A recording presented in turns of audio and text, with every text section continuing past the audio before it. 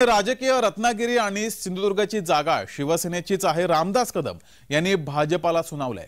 रामदास कदम यांनी या संदर्भात विधान केलंय। रत्नागिरी आणि सिंधुदुर्ग ही जागा शिवसेनेचीच आहे, या ठिकाणी शिवसेनेचाच उमेदवार असेल असं रामदास कदम यांनी म्हटलंय। रत्नागिरी सिंधुदुर्ग जागेवरून भाजप आणि शिवसेनेत चांगलीच जुंपली आहे। रामदास कदम यांनी ही जागा शिवसेनेचीच आहे असं विधान केलंय। रत्नागिरी सिंधुदुर्ग या जागेवर भाजपाने सुद्धा दावा केलाय आणि मात्र शिवसेनेकडून ही जागा शिवसेनेचीच आहे असं रामदास कदम यांनी म्हटलंय।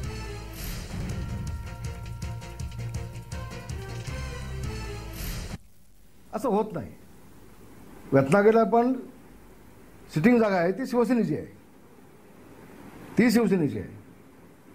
हे तुम्हाला सगळ्या पक्षाला संपून तुम्हाला एकटा जिवंत राहायचं का भाजपला, असं त्यातनं निष्कर्ष निघेल। मग म्हणजे कसं होईल, आपण दोघे भाऊ भाऊ, तुझा आहे ते वाटून खाऊ आणि माझ्याला हात नको लावू, असं होता नाही, असं होता नाही। पण कुठल्याही परिस्थितीमध्ये रत्नागिरीची देखील जागा आम्ही सोडणार नाही, आम्ही ती लढवणार।